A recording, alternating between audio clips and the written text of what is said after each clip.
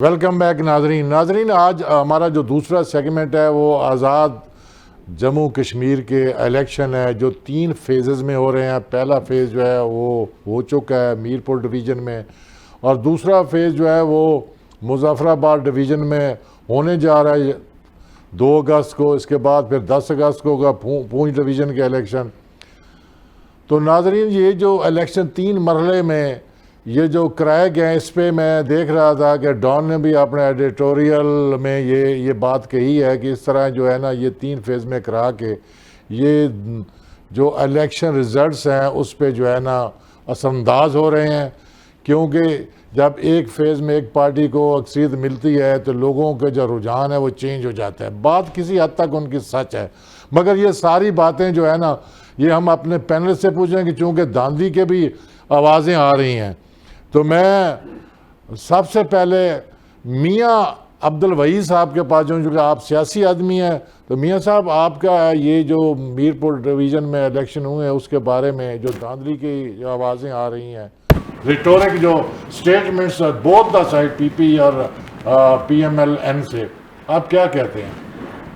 देखिए जी, ये तो बड़ी अजीब मामला है कि दोनों तरफ आप देखिए, ख़ास तौर पे बिलावल भुट्टो के जो वहाँ पे इल्ज़ामात हैं और यहाँ पे बैठे जो नून लीग की गवर्नमेंट के वज़रा की जो प्रेस कॉन्फ्रेंस है और जो एक दूसरे पे करप्शन के इल्ज़ामात और जिस तरह की बात हो रही है, मुझे नहीं समझ आ रही कि ये कश्मीर में मैसेज क्या देना चाह रहे हैं।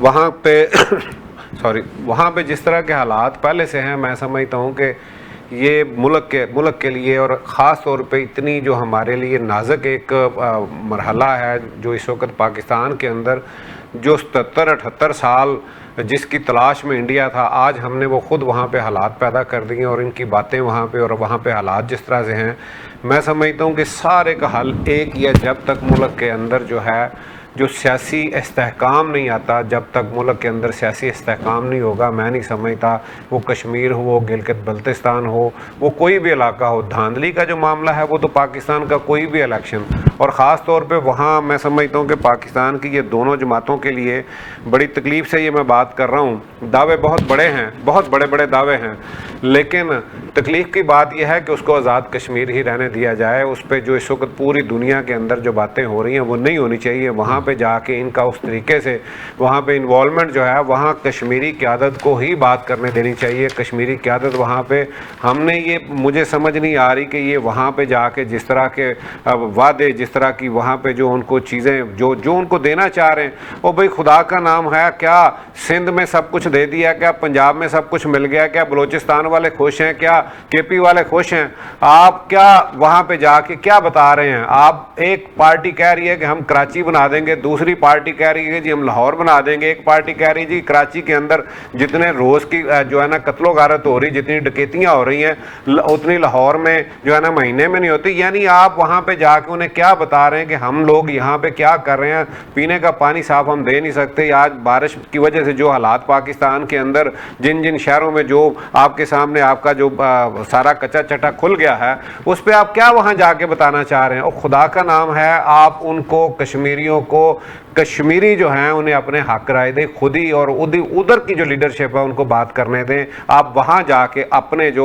चौक में खड़े होके वो जो कपड़े धो रहे हैं, जो गंद वहाँ पे एक दूसरे पे उछाल रहे हैं, जो दुनिया को बता रहे हैं, और जो आप हथियार आज इंडिया के हाथ में देने जा रहे हैं, मैं समझता हूँ कि ये कोई बात बनती नहीं है। और इस वक्त दोनों पार्टियों नहीं बल्कि तमाम पार्टियों को जिन्होंने बाइकाट भी किया है, और ख़ास तौर पे हमारी इस्टेब्लिशमेंट को भी आज एक पेज पे हो के नहीं, तो मैं समझता हूँ कि ये हालात जो बलूचिस्तान आज जिस तरह से हमारे हाथ जो कुछ है, आज डरते कोई बात नहीं करता। लेकिन आप 1953 के बाद ब्रिगेडियर साहब और कर्नल साहब इस बात की तायद करेंगे, 1953 के बाद आज तक जो कुछ इस मुल्क के अंदर हो रहा है, क्या वो ऐसा ही होना चाहिए? क्या वो इस तरह से हम कंट्रोल कर लेंगे? क्या इस तरीके के साथ जो हम करने जा रहे हैं और जो हमारी लीडरशिप वहाँ पे जाके जिस तरह की बातें कर रही है, एक दूसरे पे जिस तरह के इल्ज़ामात लगा रहे हैं और फिर इकट्ठे बैठे भी हैं।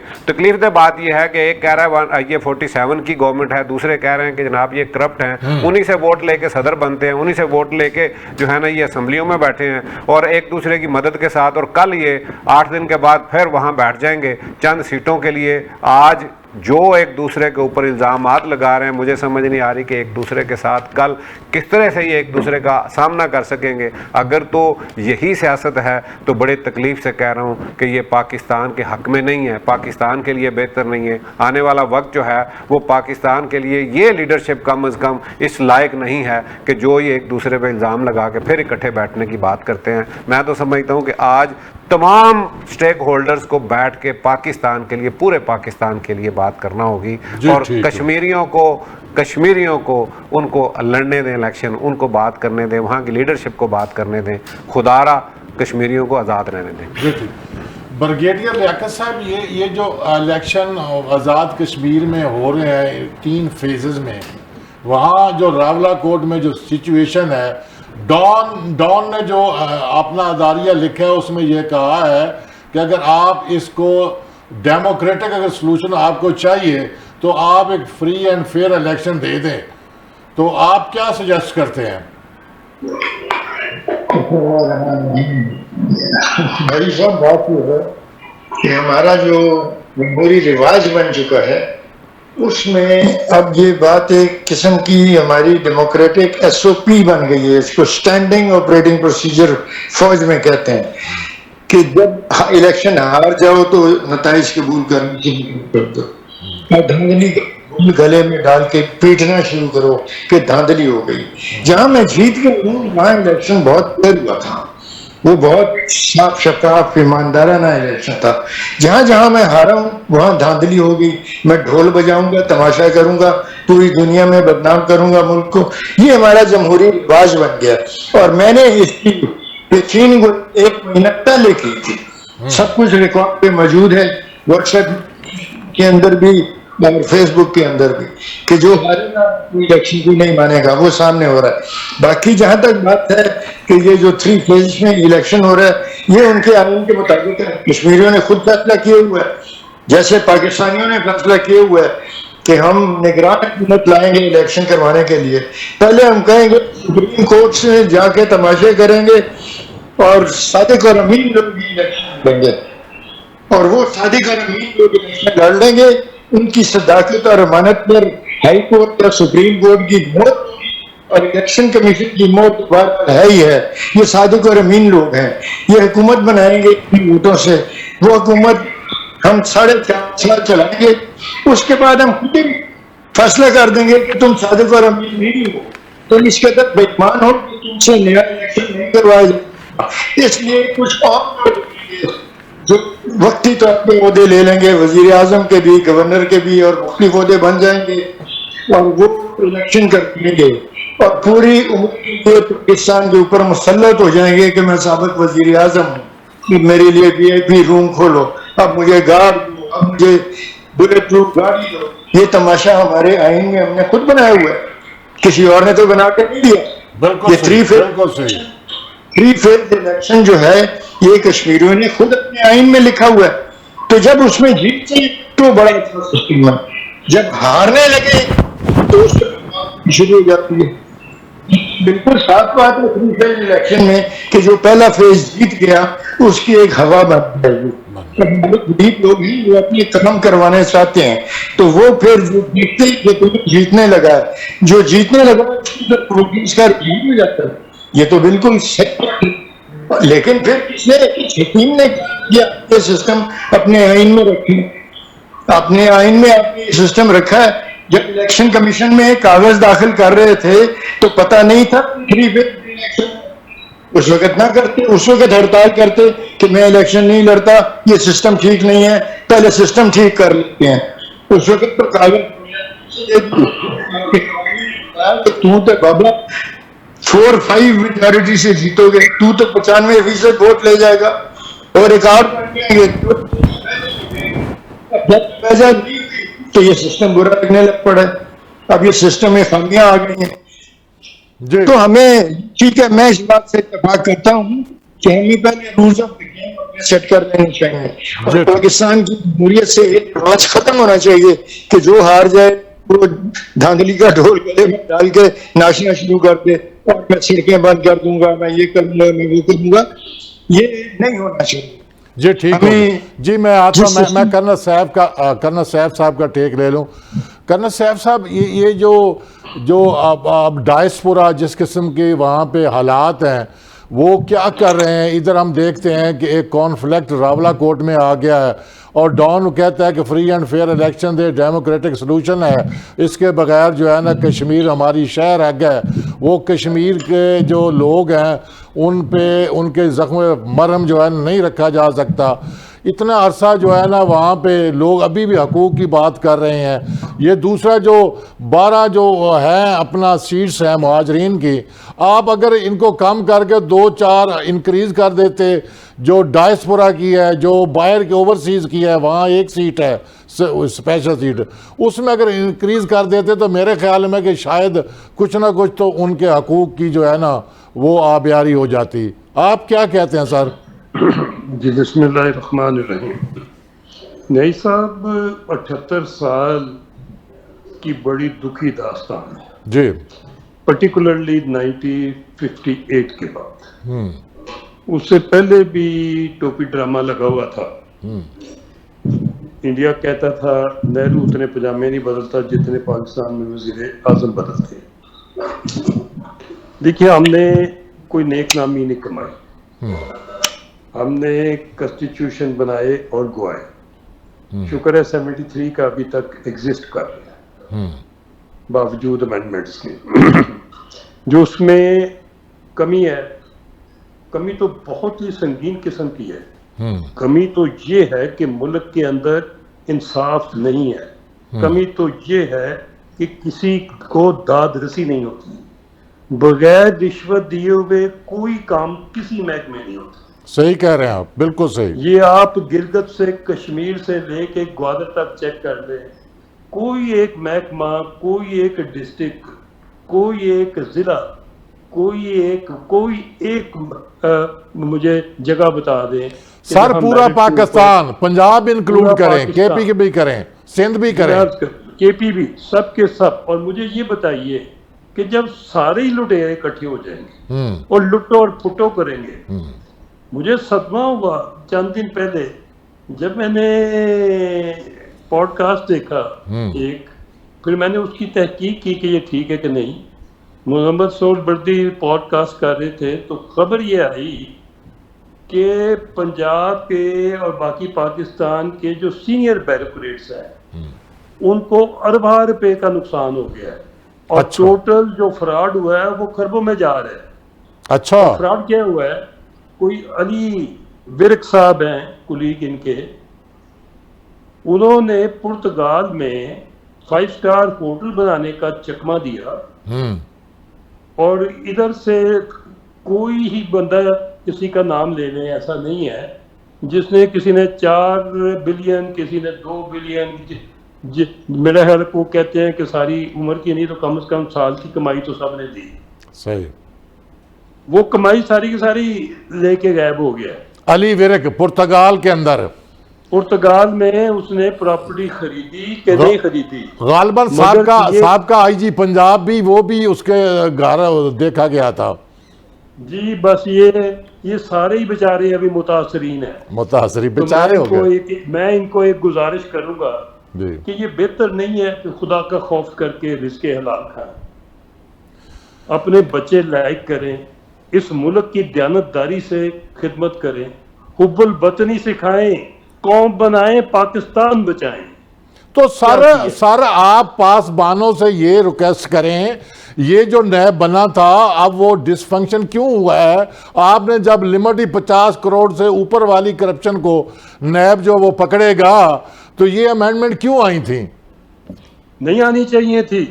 अमेंडमेंट पासबान वाले नहीं लाए, अमेंडमेंट वही लाए हैं जिन्होंने ग्रेजुएट, जब कहा था कि ग्रेजुएट बंदा पढ़ा लिखा हो तो असेंबली में जाए ताकि कोई किताब, कोई बिल, कोई चीज पढ़ के हाथ ऊपर करे, आंखें बंद करके ना करे। आपने उधर अनपढ़ डाल दिए। आपने कहा हर अनपढ़ जो है वो तो जा सकता है असेंबली में। तो अनपढ़ों की असेंबलियां तो फिर अनपढ़ों वाली काम करेंगी ना। मुल्क दिवालिया क्यों हुआ है? बिल्कुल। आज आप गौर करें कि आपका मुल्क दिवालिया किसने किया, क्यों हुआ? आप 78 साल का हिसाब लें, एक गवर्नमेंट का लें, एक एक डेवलपमेंट टास्क का लें, एक एक बिल्डिंग का, सड़क का। खुदा का खौफ करें, अगर हर ठेके में 30% किक बैक होगी, वो पहले ही निकाल लेंगे। आप पैसे आप दुबई में कैश ले लेंगे ठेकेदारों से, ठेका देने से पहले। और है कोई हुकूमत जिसने IPP ना की हो? कोई हुकूमत बता दें कि जिसने हमारे गले में 10 गुना महंगी बिजली ना डाली हो। हर एक ये 150 IPP रातों रात तो नहीं आएगी थी, शुरू हुई थी ये बेनजीर बीबी, और उसके बाद किसने कम किया? आखिरी शाहिद खान और इमरान खान तक सबने IPP बनाई। और हम आज पिस रहे हैं। लोगों के घर में बिजली पूरी नहीं है, गैस नहीं आ रही, चीजें मिल नहीं रही, पेट्रोल उनको 450 पे लेना पड़ रहा है, जब साथ बॉर्डर के पास ईरान में वो 8 रुपए से लेके मैक्सिमम प्राइस उसकी 70 रुपए पर लीटर है। किधर मारे चीजें, और वो स्मगलिंग में आ रहा है। और स्मगलिंग के पैसे कौन ले रहे हैं? BLA वाले। आपकी दहशतगर्द तंजीमें स्मगलिंग करा रही हैं। जो दूसरा कोई स्मगलर आता है या किसी का टैंक आता है, उससे पता लेते हैं।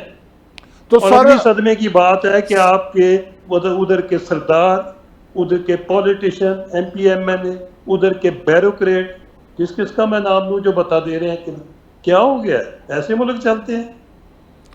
ठीक, अभी हमने क्या तमाशा टोपी ड्रामा लगा दिया है आजाद कश्मीर के इलेक्शनों में। सही हो गया। क्या हमने उधर बलूचिस्तान में हमें ऑलरेडी कम मुश्किल पेश आ रही है, जो हमने नया मुहाज खोल के क्या जरूरत पड़ी है? और फैसल राठौर ने क्या किया है? पीपल पार्टी गिरबान में मुंह डाले। ये जॉइंट एक्शन कमेटी किसकी पैदावार है? ये क्यों खड़ी की गई कश्मीर के अंदर? ये किसी और जगह कोई सिंध में कोई मसला मसाइल कर देते। उनको ले दे के सारे पाकिस्तान में 12 सीटें याद आई। बाढ़ में जाए यार, 12 पॉलिटिकल जब देखें, मैं एक और अर्ज कर नहीं था मुझे मैं एक सवाल मेरा सुनना जिम्नी, आप कंटिन्यू रखें एक सिर्फ। जब पॉलिटिकल फोर्सेस का वैक्यूम क्रिएट होगा जहां भी होगा, फिर ऐसे लोग आएंगे एथनिक, रीजनल और फिर नॉन पॉलिटिकल लोग जो है ना वो रियासत के सामने टकराएंगे। आप बजा फरमा रहे हैं, मगर मुझे ये बताइए कि ये लफ्ज जो सियासी या पॉलिटिकल है, इनकी ये विरासत में लेके आए हुए हैं गवर्नेंस करना इस मुल्क में। सही कह रहे हैं, बिल्कुल। कोई भी बंदा आजाद कोई आप पार्टी बना के इस मुल्क को चला सकते हैं। ठीक है, कोई बंदा चला सकता है। उनको चलाने दें, उनको आगे आने दें, पढ़े लिखे बच्चों को आगे आने दें। ये नई जनरेशन को आप रोकेंगे तो इधर गड़बड़ होगी। इनका मेरिट ना रोकें, इनको पढ़ने दें, लाइक होने दें, मेरिट के ऊपर आगे आने दें। ये सियासतदान अभी आराम करें। जी ठीक है। खर्चों के लिहाज से पैसे हैं, सीधे जदादे हैं, क्या कुछ नहीं है। जी मुझे क्या दिया हमें एक पार्टी ने या दूसरी ने या तीसरी ने? हमने तो सबको देख लिया। कोई 10 साल से हुकूमत कर रहा है किसी सूबे में, कोई 18 साल से कर रहा है, कोई 30 साल से कर रहा है। बिल्कुल सही, बिल्कुल सही। जी मैं आता, वक्त खत्म हो रहा है। मैं एक मिनट दोबारा आपने जो पैनलिस्ट का लूंगा। अपना मियाँ अब्दुल वहीद साहब, ये हुकूमत जो है ना उसकी है पीपल्स पार्टी की, फैसल राठौर साहब है केयर टेकर, वहाँ प्राइम मिनिस्टर नहीं है। अब वो बिलावल कह रहा है धांधली हो रही है, कमीशन बनाया जाए। तो कमीशन किसके खिलाफ बनाया जाए? अपनी हुकूमत क्यों नहीं सैक करते? वो क्यों नहीं रिजाइन करता? अगर इलेक्शन कमिश्नर इंतजाम इतनी पावरफुल है। सर वो पहले जो बात ब्रिगेड साहब ने कर दी कि जहाँ जीते हैं वहाँ पे धांधली नहीं है, हालांकि वहाँ पे भी वहाँ पे भी इसी तरह का मामला हुआ है। और मैं समझता हूँ कि ये जो उन्होंने एक दूसरे पे इल्जामात लगाए हैं, उसके बाद तो कश्मीर में ही नहीं पूरे पाकिस्तान के अंदर हुकूमत का कोई जवाब बचता नहीं है। मुझे ये बताएं कि एक दूसरे को किस तरीके के साथ ये कह सकते हैं, क्योंकि इनके पास कोई ऐसा एजेंडा ही नहीं है जिससे जो है ना ये मुल्क के लिए कुछ कर सकें। और मैं समझता हूँ कि आज वो जो लंदन की सड़कों के ऊपर जो हो रहा है, आपने जिनको मौका दे दिया है, जो आज 70 साल से या 77 साल से पाकिस्तान के नारे वहां पे मार रहे थे, जो पाकिस्तान जिंदाबाद की बातें कर रहे थे, जो हमेशा इंडिया के खिलाफ वहां पे सड़कों पे होते थे, आज आपने उनको ये मौका दिया है। सरहद पार वाले कश्मीरियों की बात कर रहे थे। आज देखें कि आज आपने क्या उनको कहने पे मजबूर कर दिया। खुदा ना खास्ता जो वहां पे वो बातें हो रही हैं, वो अगर पाकिस्तान के अंदर आज आग लगाने के लिए, और मैं समझता हूँ कि ये इनकी नाअहली का मुंह बोलता सबूत है वहां की हुकूमत का। वहां वहां पे जो आज और ख़ास तौर पे ये इलेक्शन इस वक्त इस हालात के अंदर इलेक्शन, जब तक ये सारी कुव्वतें मिलके वहां पे एक माहौल को ठीक नहीं करते, जी, मैं ब्रिगेडियर मेरा नहीं ख्याल कि वहां पे टाइम इलेक्शन ही खत्म होने चाहिए थे। ब्रिगेडियर साहब लास्ट मिनट है सर, मेरा सवाल ये है कि अल्लाह ना करे ये जो हालात नजर आ रहे हैं, कहीं ये कांगो तो नहीं बनने जा रहा है पाकिस्तान? साहब मेरा आखिरी सवाल, ये क्या ये अल्लाह ना करे पाकिस्तान जो मौजूदा सिचुएशन अगर इसको कंट्रोल ना किया गया, ये कांगो तो नहीं कहीं बन जाएगा? जी नहीं बनेगा, नहीं बनेगा। अल्लाह ये मैं अर्ज करूं, जितना जहां खराबियां हैं वहां बहुत अच्छे अच्छे लोग और अच्छे अच्छे काम भी हैं, और अभी तक लोग मुगल वतन भी हैं, बाज़ अमीर भी हैं, और पाकिस्तान के लिए जान देने वाले भी हैं। जी, इस शुक्रिया। पाकिस्तान की बुनियादों में शहीदों का खून है, खून है, और बेशक। 1947 से लेके अभी तक शहीदों का खून है। अभी दे रहे हैं, अभी कुर्बानियां दे रहे हैं। हमें अपना मुआसबा करना चाहिए। जी ठीक, जी शुक्रिया सर। जी नाज़रीन, इसके साथ ही हमारे आज के प्रोग्राम का वक्त ख़त्म हो जाता है। इंशाअल्लाह फिर नए मौजू के साथ दोबारा मिलेंगे। अल्लाह हाफ़िज़।